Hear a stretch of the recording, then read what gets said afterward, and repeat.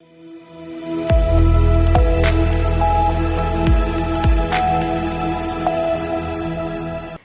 मैं हूं रत्ना और आप देख रहे हैं सी न्यूज़ भारत। इस बुलेटिन में हम आपको रूबरू करवाएंगे मध्य प्रदेश और छत्तीसगढ़ के जिलों से आ रही मुख्य खबरों से। तो चलिए शुरू करते हैं खबरों का सिलसिला।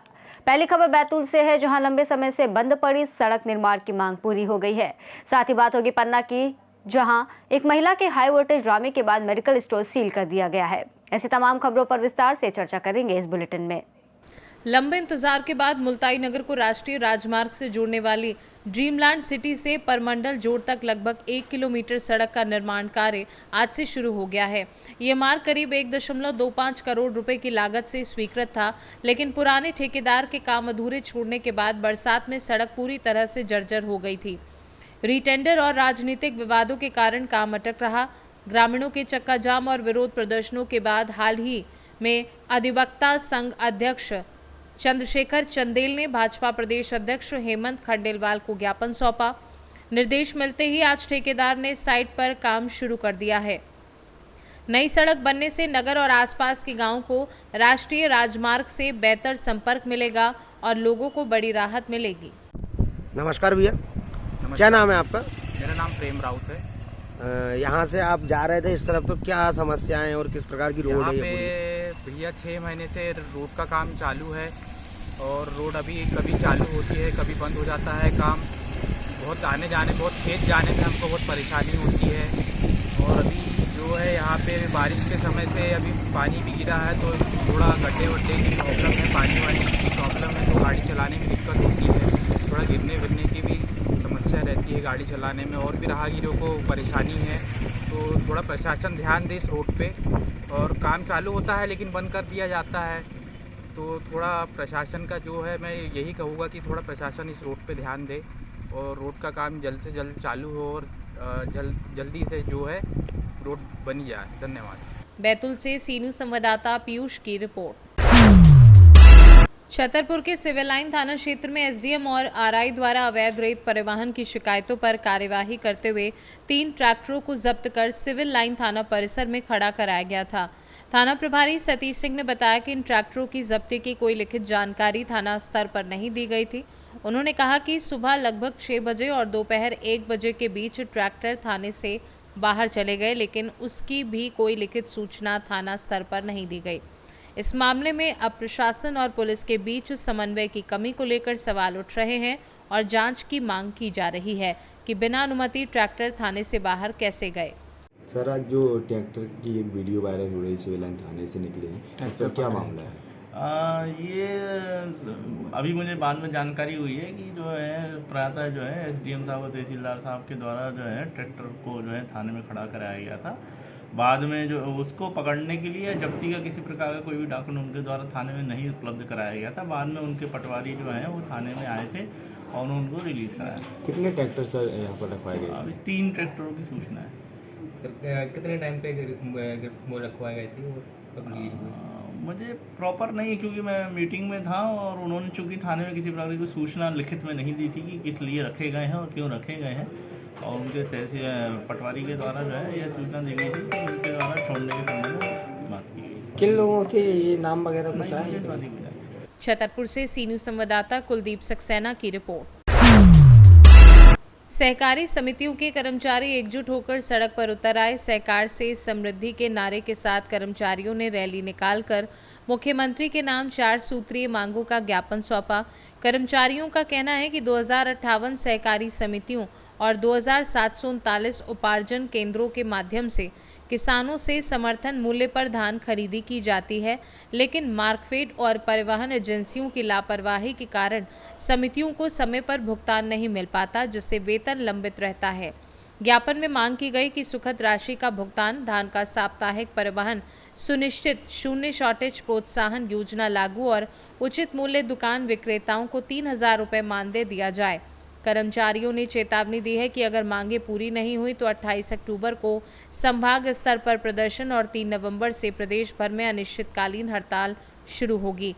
आंदोलन की स्थिति में धान खरीदी, खाद बीज वितरण, राशन दुकानों और माइक्रो एटीएम का संचालन ठप रहेगा।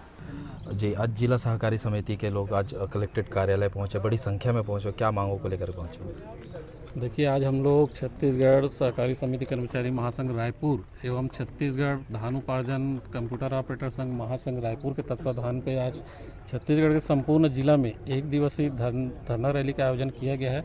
हमारी 4 सूत्री मांग है जो प्रदेश लेवल का है।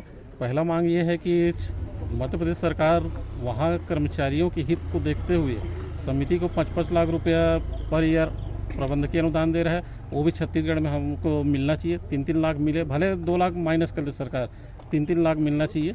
दूसरा हमारा मांग है कि हमारा जो सेवा नियम है, कर्मचारी सेवा नियम 2018 पेंडिंग है, उसका संशोधन करके पुनरीक्षित वेतनमान लागू किया जाए। तीसरा मांग हमारा ये है कि हम देख रहे हैं कि जैसे जैसे धान खरीदी का लिमिट बढ़ते जा रहा है, शासन खुद बढ़ा रही है, वैसे वैसे धान तेज़ी से और बढ़ी हुई मात्रा में आता है। इस कारण निराकरण करने में शासन विफल हुई है। विफलता की ठिकरा समिति के ऊपर फोड़ते हुए हमारे जो कमीशन है उसको शासन काट लेता है। हमारी मांग है कि हमारी जो कमीशन बनता है उसको पूर्णतः वापस करे और सुखद लागू करे। हमारा चौथा मांग है, हमारे बीच में जो ऑपरेटर साथी जो हैं, जो 12 महीना काम करते हैं समिति का, 17-18 साल से वो निरंतर सेवा दे रहे हैं, हर काम उन्हीं के द्वारा किया जाता है। उनको इस साल शासन द्वारा बाहर की रास्ता दिखाया गया है और आउटसोर्सिंग कर बाहर के जो कर्म प्लेसमेंट भर्ती करने का उनका योजना है, उस लागू भी हो चुका है। वो कहीं कहीं आदेश भी जारी हो चुका है, जिसका हम लोग विरोध करते हैं और आउटसोर्सिंग पूर्णतः बंद होना चाहिए। ये 4 मांग हमारा है, ये पूरा नहीं होता है तो हम 3 तारीख से 3 नवंबर से अनिश्चितकालीन धरना पे पूरे प्रदेश जाने को तैयार है हम लोग। जी, अगर सरकार आपकी बातें नहीं मानती है तो जाहिर सी बात है आने वाले समय में धान खरीदी नहीं हो पाएगा। धान खरीदी नहीं हो पाएगा, मुश्किल बहुत होगा, क्योंकि धान खरीदी के लिए गवर्नमेंट अपने तरफ से व्यवस्था भी कर रहा है। ये हमारे नॉलेज में आया है। प्रशासनिक अधिकारी को धान खरीदी प्रभारी बना रहा है और आउटसोर्सिंग करके ऑपरेटर की भर्ती कर रहा है, तो हम उसका स्वागत भी करते हैं। शासन उस खरीदी करके अपना बताए और हम उसका सहयोग भी करने को तैयार है। लेकिन हमारी जो पिछला जो नुकसान हुआ है उसकी भरपाई करे और हमसे अधिक खरीदी करवाना चाहता है, आने वाले जो सत्र है उसमें भी सुखद लागू करे, तभी हम खरीदी के लिए तैयार होंगे। जी, मोहला मानपुर अम्बागढ़ चौकी जिले में भी कई ऐसे केंद्र है जहाँ पे अभी भी धान का उठाव नहीं हो पाया है। जी, विडम्बना है कि जब से मोहला मानपुर अम्बागढ़ चौकी नया जिला बना है, हम लगातार देख रहे हैं कि हर वर्ष हमें समिति को सुखद का सामना करना पड़ रहा है। बताया जाता है कि यहाँ सिर्फ 11 राइस मिल है, इस कारण आप लोग को सुखद का सामना करना पड़ता है। ये प्रशासन द्वारा स्पष्ट हमको बताया जाता है, तो इसमें समिति जिम्मेदार नहीं है। ये प्रशासन और शासन की जवाबदारी है कि राइस मिल खुलवाए या संग्रहण केंद्र खुलवाए या धान को कहाँ ले जाता है, हमको कोई मतलब नहीं है। समिति को शासन द्वारा धान खरीदी करने की जिम्मेदारी दी जाती है, परिवहन की जिम्मेदारी हमारी नहीं है। तो कहीं न कहीं हम लोग इसमें बहुत परेशान हुए हैं और हर साल हमारा समिति का जो कमीशन है उसको शासन काट लेती है। इस कारण कई समिति में हमारे कर्मचारी भाई को वेतन भी नहीं मिल पा रहा है। आपको मैं बता दूं कि इस वर्ष 2024-25 का जो सत्र हमारा खरीदी का निपटा है, उसका धान अभी भी हमारे 4 खरीदी केंद्रों में बचा हुआ है। जैसे मानपुर में बचा है, औंधी हो गया, भरी टोला और एकट कन्हार उपार्जन केंद्र में लगभग 13,000 कट्टा अभी भी रखा हुआ है, जिसका निराकरण करने में शासन और जिला प्रशासन का कोई ध्यान नहीं है। जबकि खरीदी नया सत्र में खरीदी करने की तैयारी के लिए हमारे ऊपर एक दबाव बनाया जा रहा है, जिसका हम विरोध करते हैं। और जब तक हमारा ये पूरा निराकरण नहीं होगा धान का और 4 सूत्री मांग पूरा नहीं होगा, हम इस बार आंदोलन से वापस नहीं होंगे। जी, पिछले वर्ष में संग्रहण केंद्र बनाया जा रहा था, क्या स्थिति है?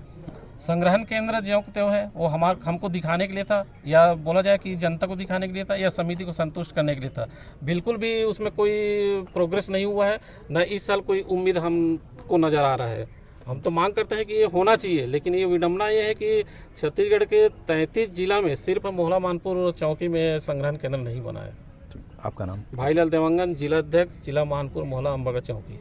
छत्तीसगढ़ से सीनू संवाददाता आफताब खान की रिपोर्ट। दंडकारण्य विशेष क्षेत्रीय समिति के नॉर्थ सब जोनल ब्यूरो के 210 माओवादी कैडरों ने सामूहिक आत्मसमर्पण किया। रुपेश के नेतृत्व में लिया गया यह निर्णय हिंसा छोड़कर मुख्य धारा में लौटने का सोच समझकर और सामूहिक फैसला था। केवल कुछ सीमित कैडर इस निर्णय से अलग हैं। बस्तर पुलिस ने रुपेश और उनके साथियों का स्वागत किया और इस कदम की सराहना की। पुलिस महानिरीक्षक सुंदरराज पट्टलिंगम ने कहा कि सरकार की मंशा के अनुरूप बस्तर क्षेत्र की जनता का कल्याण और सुरक्षा सर्वोच्च प्राथमिकता है। पुलिस ने स्पष्ट किया कि अब शेष माओवादी कैडरों के सामने केवल एक विकल्प बचा है हिंसा छोड़ शांति और विकास की राह अपनाना। जिन्होंने अब भी इस आह्वान की अवहेलना की, उन्हें इसके परिणामों का सामना करना पड़ेगा। दंतेवाड़ा से सी न्यूज़ संवाददाता AR कर्मा की रिपोर्ट। पन्ना जिले से एक गंभीर मामला सामने आया है, जहां प्रधानमंत्री जन औषधि केंद्र पर नशीली दवाओं की अवैध बिक्री का आरोप लगा है। महेंद्र भवन चौराहे स्थित इस केंद्र के संचालक पर युवाओं को नशे की लत लगाने और प्रतिबंधित दवाएं बेचने का संगीन आरोप लगाया गया है। गीता सिंह बंजारा नामक महिला ने अपने बेटे चीकू को नशे की लत लगाने का आरोप लगाते हुए दुकान पर जमकर हंगामा किया। महिला ने कहा कि केंद्र संचालक उसके बेटे को फोन कर बुलाता था और 10 की दवा 50 में बेचता था। परिजनों ने दुकान पर बेची जा रही संदिग्ध दवाओं को मौके पर मौजूद लोगों को दिखाया, जिसके बाद भीड़ जमा हो गई। मुख्य चिकित्सा एवं स्वास्थ्य अधिकारी डॉक्टर राजेश प्रसाद तिवारी ने बताया कि बिना डॉक्टर की पर्ची के प्रतिबंधित दवाओं की बिक्री नियमों का उल्लंघन है। वहीं SDOP पन्ना SP सिंह बघेल ने कहा कि पुलिस को शिकायत मिल गई और जांच के बाद कार्यवाही की जाएगी। आज सुखपाल सिंह निवासी पन्ना के द्वारा एक आवेदन पत्र थाना कोतवाली में दिया गया है, जिसमें उन्होंने ये आरोप लगाया कि उनके पुत्र को सरकारी मेडिकल स्टोर प्रधानमंत्री जन औषधि केंद्र पन्ना के संचालक द्वारा नशीली दवाई जो है बुला के दी जाती है और घर ले जाने के लिए भी दिया जाता है। इस संबंध में थाना प्रभारी द्वारा जांच कराई जा रही है और स्वास्थ्य विभाग की टीम भी वहां पर जांच कर रही है। आगे कार्रवाई की जाएगी और इस जांच के उपरांत इसमें कार्रवाई की जाएगी। अभी आपके माध्यम से संज्ञान में आया है, कोई मेडिकल स्टोर है वहाँ पे के सज्जन को दे रहे थे, तो उसमें मैं अभी अपने यहाँ का जो स्टोर प्रभारी है और जो रोज़ उपचार देखते हैं उनको भेजा हूँ और वो देखते हैं कि क्या मामला है। इसके बाद यदि ऐसा कुछ वहाँ पे मामला मिला तो उनके खिलाफ उनको सील किया जाएगा इस दुकान को और स्ट्रिक्ट कार्रवाई की जाएगी इसमें। नियम क्या होता है ऐसी दवाओं? नियम है कि जब कोई चिकित्सक रजिस्टर्ड चिकित्सक उसको लिखा जाए तो एक लिमिटेड अमाउंट में मात्रा में उसको दिया जा सकता है, पर उसमें उसके पूरे रिकॉर्ड संधारण करना होता है और उसको नियम के तहत ही दिया जाता है। वो प्रधानमंत्री औषधि केंद्र? जी, ऐसा संज्ञान में आया है, मैं दिखवाता हूँ उसको। पन्ना से सी न्यूज़ संवाददाता रफी की रिपोर्ट। शिवपुरी में स्थित श्री खेड़ापति दरबार में आगामी 28 अक्टूबर को होने वाले अन्नकूट महाआयोजन की भव्य तैयारियां जोरों पर हैं। इस अवसर पर प्रभु की अमृत प्रसादी का वितरण किया जाएगा। दरबार के मोहित महाराज जी ने बताया कि इस वर्ष भक्तों की बढ़ती आस्था को देखते हुए लगभग 1 लाख श्रद्धालुओं के लिए महाप्रसादी की व्यवस्था की जा रही है। कार्यक्रम का शुभारंभ शाम 4 बजे से होगा, जहां भक्तजन प्रभु के दर्शनों के साथ साथ अन्नकूट प्रसाद का लाभ प्राप्त करेंगे। महाराज जी ने बताया कि हर वर्ष की तरह इस बार भी अन्नकूट उत्सव बड़े हर्षोल्लास के साथ मनाया जाएगा, लेकिन इस बार प्रसाद वितरण का दायरा दोगुना किया गया है ताकि अधिक से अधिक भक्त प्रभु की कृपा और आशीर्वाद प्राप्त कर सकें। उन्होंने जिले वासियों सहित आसपास के ग्रामीण और शहरी क्षेत्रों के सभी श्रद्धालुओं से अपील की है कि वे बड़ी संख्या में दरबार पधारकर अन्नकूट महाप्रसादी का लाभ लें और प्रभु श्री खेड़ापति के चरणों में नमन करें। महाराज जी, ये आगामी 28 अक्टूबर को अन्नकूट का पर्व आने वाला है, क्या कुछ कहना चाहोगे आप? दिनांक 28 अक्टूबर को श्री खेड़ापति दरबार में अन्नकूट महाआयोजन रखा जा रहा है, जिसका समय शाम को 4 बजे से रखा गया है। प्रति वर्ष की भांति इस वर्ष भी मंगलवार को और समय भी शाम को 4 बजे से, और पिछले वर्ष से संख्या इसमें लगभग 2 गुनी कर दी गई है। प्रभु की अमृत प्रसादी को प्रयास कर रहे हैं कि संपूर्ण जिले वासियों को प्राप्त कराएं और सभी को प्रभु का आशीर्वाद और कृपा मिले। लगभग कितनी क्वांटिटी में जो अन्नकूट बन रहा है और कितने लोग इसमें हिस्सा लेंगे? लगभग संपूर्ण जिलेवासी प्रति वर्ष श्री खेड़ापति सरकार की अन्नकूट महाप्रसादी का अमृत आनंद लेते हैं। इस वर्ष भी प्रयास कर रहे हैं कि संपूर्ण जिलेवासी आसपास के शहरी व ग्रामीण क्षेत्रों से भी लोग आएं और प्रभु की अमृत प्रसादी को प्राप्त करें। कितनी क्वांटिटी में महाराज जी अन्नकूट है? ये लगभग 1 लाख लोगों की संख्या दरबार द्वारा सुनिश्चित की जा रही है। कम ज़्यादा प्रभु की स्वेच्छा है।